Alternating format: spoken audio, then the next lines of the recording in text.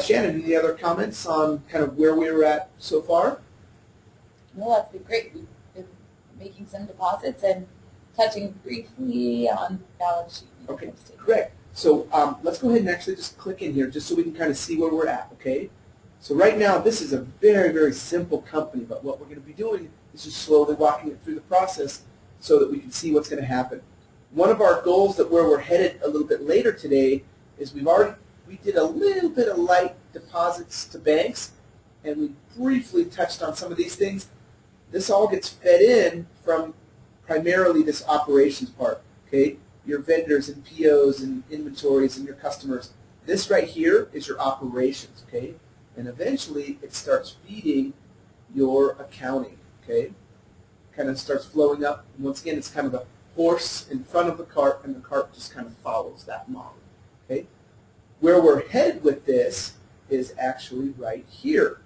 We're going to start playing between banks and expenses and getting into who do we owe, your accounts payable, which is virtually like a vendor waiting room, payments on account, reimbursements, payroll, time cards, users. We're going to kind of start generally playing right here in this part of it, and then how does that affect, cause and effect to income statement and balance sheet. So that's kind of where we're going to be headed. Shannon, we had you play with expenses the other day. Can you recap just a little bit about what we did? What I did was Shannon has been helping me with tons of training, and she's done a bunch of stuff. And so stuff that we cover in training, she knows it pretty solid. But I actually had about 15 expenses that I had to enter into the system the other day. And I said, Shannon, why don't you come over, we'll have a little session, and you can kind of practice putting these things into the system. And she was bouncing all over the place. We were paying bills and scanning and documenting and all kinds of different pieces of the puzzle, writing checks and doing some of these different things. Can you kind of introduce expense receipts just lightly, and then we'll kind of run from there? Just even what are they, first off? Okay, let's go right here for just a second. We're going to look at the map really big. What is an expense receipt? Okay, this is kind of what we're dealing with right here. What does it affect, or what does it do? An expense receipt would basically be money you're paying out. Okay, so this is money going out of the bank. Okay, so this is in this direction, out. Yes. Okay, and a deposit is in. At least that's the normal flow. Okay, there are some times that funky things happen, but right. Normally expenses are money coming out of your bank. What do you pay for? You pay for inventory. You pay for services. You pay for people. Okay. Your users' payroll, exactly. So you pay a lot of things like that. Okay, all of these things right here generally will start feeding in towards expense receipt. What's the cause and effect relationship? If you create an expense receipt and money comes out, or you have something that you owe, what happens over here on these guys? It will drop. So you'll have a negative on your P&L, or your balance sheet will come down. Okay, so part of the balance sheet contains a bank balance, okay? So that will get lowered down, okay? What happens over here? Expenses play a huge piece of the puzzle here. Profit and loss, okay? So profit, where does that come from normally, just in general? From your invoices. Guys, okay? Revenue coming in, revenue, and possibly some deposits or something, okay? But that's your revenue coming in. What's the profit and loss part of that? Cost of goods sold. How much did I have to pay for light and internet and my web hosting and my, et cetera, et cetera, et cetera. Like, those are all expenses, and what it does is it creates this bottom line of these type of things. These two things, they seem kind of ambiguous, like, well, I don't know if I want to talk about it. It literally goes like this. I think the best way to actually show you is on a physical document. And I'll switch gears really quick. But what we're going to do is we're going to be focusing on expense receipts. I just want to show you how it's going to adversely affect those two pieces of the puzzle. And Shannon, we talked about this really quick this morning. Income statement runs over time, okay? There's a time span, okay? D. That runs over time. Usually it's called your fiscal year, okay? Balance sheet, what does this one do? It's a snapshot. A snapshot in time, okay? And this is an old school camera. Pretend that that's a camera. Okay, so basically this is just a snapshot. Am I in balance? Good. And then you can leave it alone, basically, okay? This is where kind of the pulse or the heartbeat of it is, of your balance. And this is kind of the balance, like kind of like, you know, are we literally in balance compared to out of balance? Okay, like pretend that that's a scale. Okay, a quick snapshot. Do I have everything? Okay. What's really happening over time? That's your P&L, your income statement. Okay. So what I was going to do is I was going to show you some basic small pieces of this puzzle right here. Okay.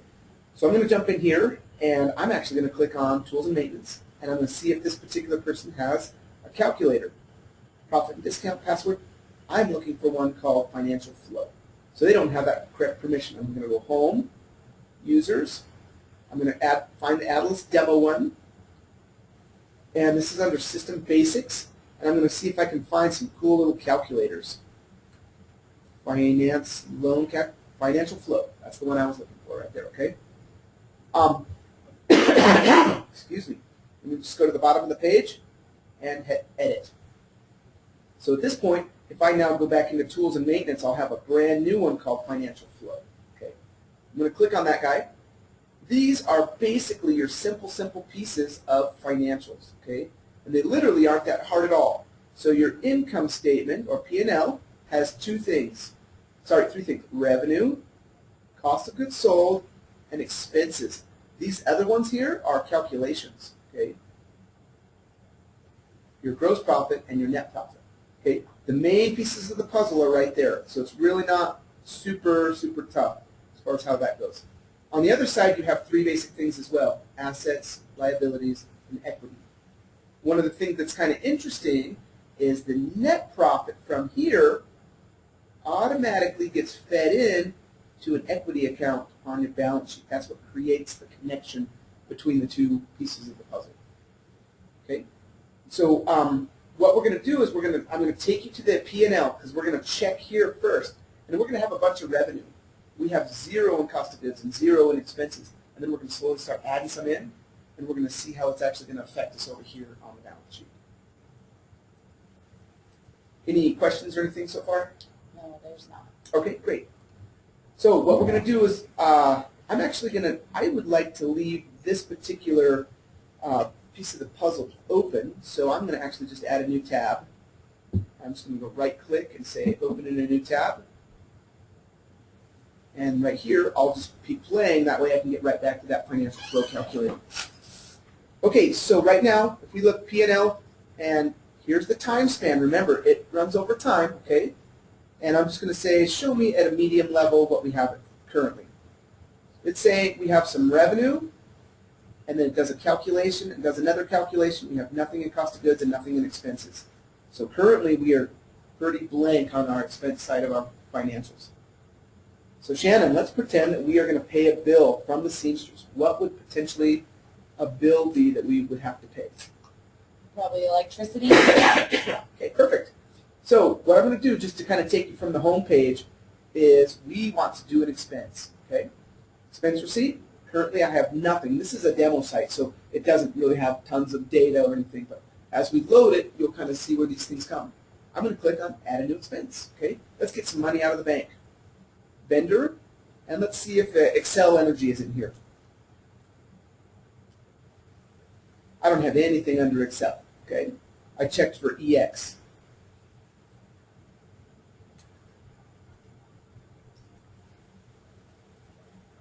We'll just kind of put in a fictitious address for right now.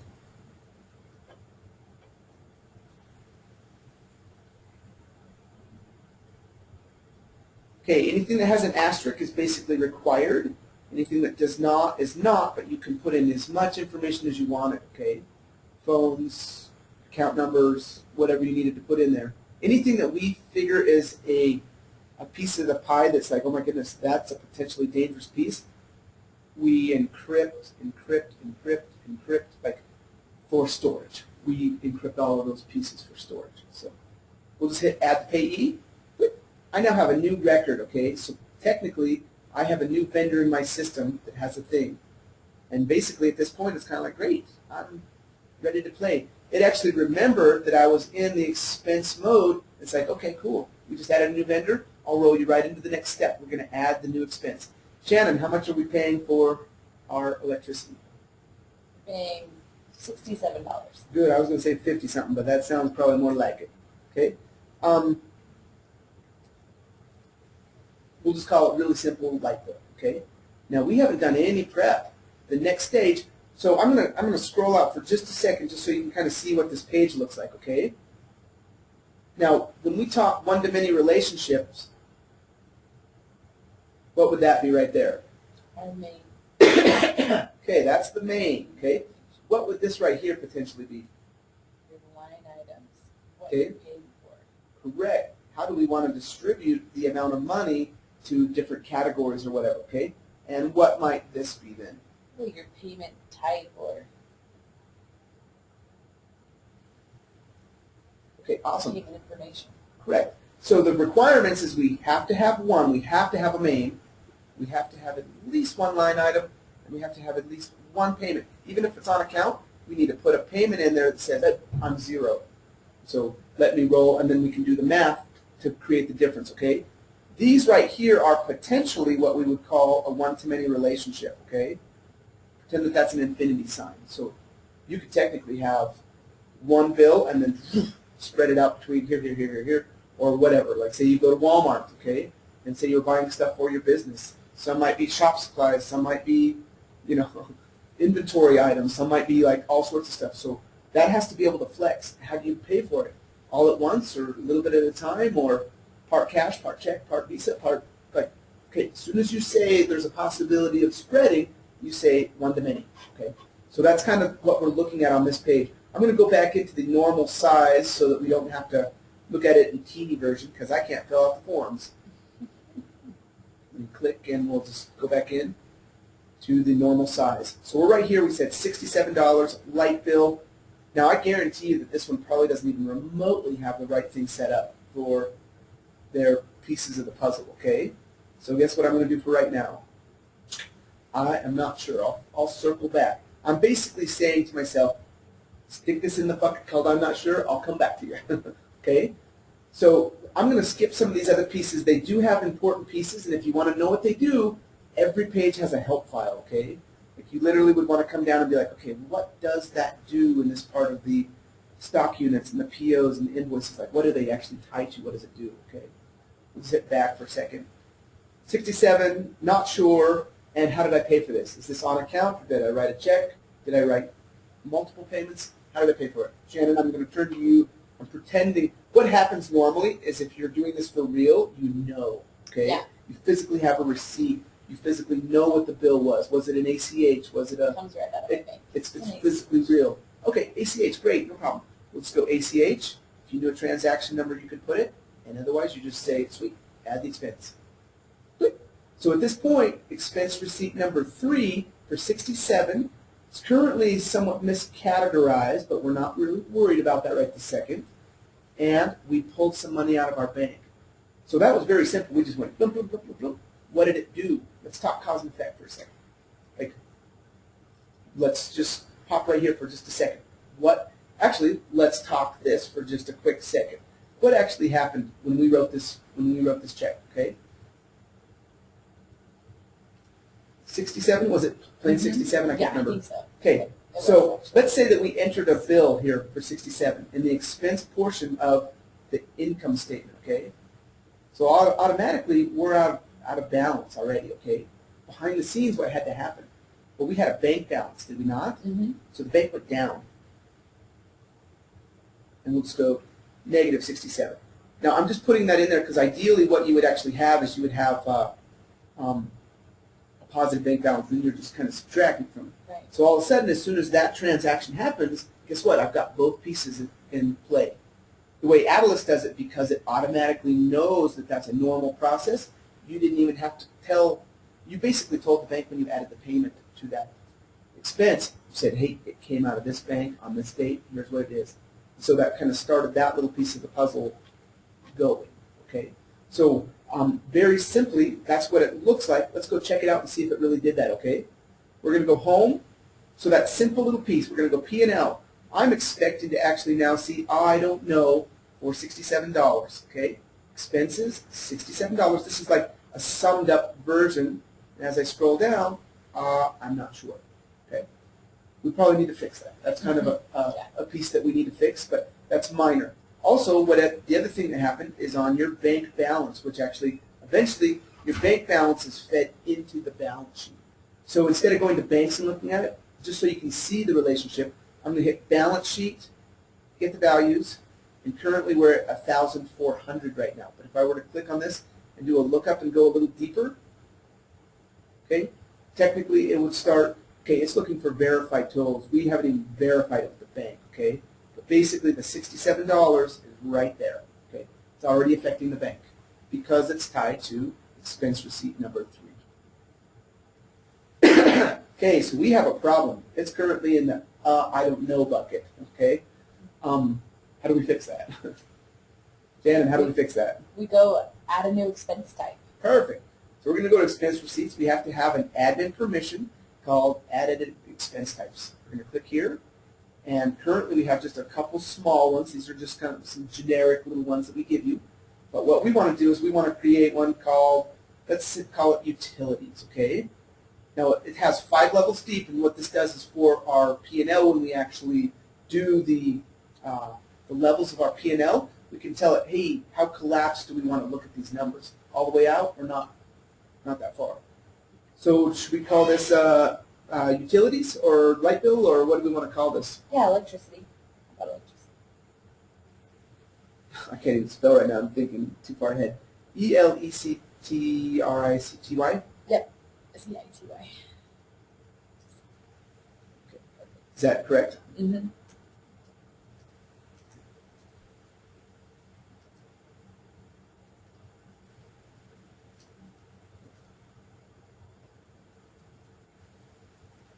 This description just kind of helps you in case you're wondering what your account was actually for. You can make it show hide to admin or all or anything like that. And I'm just going to add that account. Coming back and say, hey, successfully added it. So it's technically right here in my utilities. Okay. So now what I'm going to do is I'm actually going to jump back into my expense receipt homepage. I know it was the last one that I just barely did, and I'm going to click edit. Currently, it's still sticking in the I don't know bucket. We're just going to do a quick little edit, and just so you can kind of see what's going to happen on this particular page, we currently are in the edit mode, or the edit line item mode of the expense receipt. We have tons of like links and options and like on all the different pieces, but what I wanted to do is I wanted to just show you what's going to happen inside of this page, okay? Okay, that might be a little small, but basically imagine something like this, okay? Here's my main, here's my line item, here's my payment, and down below at the very bottom is an add form, okay? When I click edit right here, it will literally populate all my stuff and turn this into an edit form, okay? So that's technically what's going to happen right here in the process. So I'm right here with my line item, I click edit, it processed it. Look, it looks like I'm just ready to edit it, but technically what it did is it's that same exact page, but it just kicked me down to the bottom in edit mode, okay? And I flip it, utilities, electricity, edit. So immediately, as soon as I flip that, it automatically knows which bucket it's in. And so now it technically would be correctly identified on our P&L. So we'll just jump really quick into the P&L. P&L, come down, we'll expand it, go. Okay, come down. That's why it's multiple levels deep as far as like knowing how it's cascading. If we didn't want to see it all the way down, what happens is right here, you tell it how far you want it to shrink, okay? So that's why it has multiple levels. It would just be showing under fixed expense at that point, okay? So like you can collapse your numbers depending on what kind of detail you're trying to get back into. Cool, so it didn't affect anything on my bank. Just flip-flopping that little thing, all it did was like take it out of bucket I don't know and put it into bucket electricity. Okay, what's another thing that we potentially might want to pay for this particular industry? Maybe we rent a room for our classes. Okay, great, great. Let's pretend that we're going to rent it from Bridgerland. We're right here and Great. say that they're going to charge us a fee. So Shannon, actually, I'm going to have you do this one. How would you put in an expense for Bridgerland? How much is it first? $75 for the night. Okay, so we need a new expense, Okay, we probably don't have the vendor. Bridgerland, whatever you want to call it. And we want to do it for $75. Is that correct? Sure. Okay. And what do we want? How do we want to categorize this? I don't know. What are a lot of the options? Would that be rental? Sure. Let's just call it building rental or something like that, okay? Now, it's very important, okay? Watch this. Inside of Adilas, we know you're going to do expenses. We have no clue who your vendor is. You have to tell us, okay? We allow you to put it to wherever you want to put it, okay? But if this is your goal, then all of a sudden you know how to get it in there, okay? Let's pretend that this is your goal. Are you going to pay for this, or is this going to be on account? I'll pay for it. Okay, great. And are we doing cash, check, ACH? We'll do a check. Okay, so eventually it's going to come out, the payment will be a check. Perfect. There's your goal. Let's see what you can do. Okay. Chris, better be watching because I'm going to pull you up here next, okay? Lucky Be thinking of you. something else that might be an expense, and I'll have you kind of plug it in, just for fun. Okay, so, well, we could go about this a lot of different ways, but we can just start at the expense receipt. And in fact, since I already know that I want it to be under building rental, I'm just going to right now add my expense type. So this would be, So this is probably a semi-fixed expense, potentially. would be a Or service, lodging. there is a rent or utilities that's already pre-built up higher Where under we at? fixed. Oh, okay, I see. But that's not really our rent. No, so no. That You know, would you be might have to different. build your own. Watch this. Let's see you build your own. You want one that's a semi-fixed expense called classroom rentals or something to that effect. How would you build that? There's a little link at the top that says manage account groupings. Well, here we go. Okay. Okay? So you probably want to be playing on the right-hand side. This is the 5-level deep. How deep do you want it? Okay. So click right there. So we want a semi-fixed expense right here, normal expense semi-fixed. Uh-huh. And we want to call this I would just call this building rental? rentals. Right now, Rentals. or something. Rentals. Okay. And that's all we need to do, right? Yep, Do we good. need, Nope, you don't even have to modify that at all right now. perfect. Okay. So now click at the top where it says add edit expense type. And now you'll have that in your, look under semi-fixed, Got it. and you'll see rentals. Right there. That's what we want. And Okay. now you'll put Building. classroom, building, whatever you want to do, it doesn't matter. Great. Okay, so this expense. So basically what Shannon's doing right here is she's prepping the system saying, I need a new bucket. Okay? That's virtually all you're doing to the system right here. Okay, perfect. So that's what we want.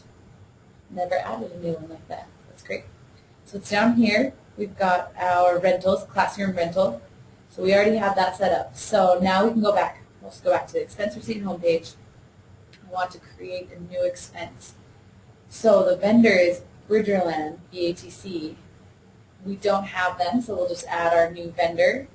And BATC, they're here at like 14. 1401 North Main. Yeah, exactly. No, 600 South. 6 West.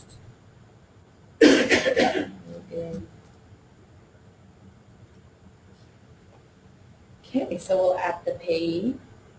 Perfect. So this is the day. We're going to just do it today. The amount was 75. And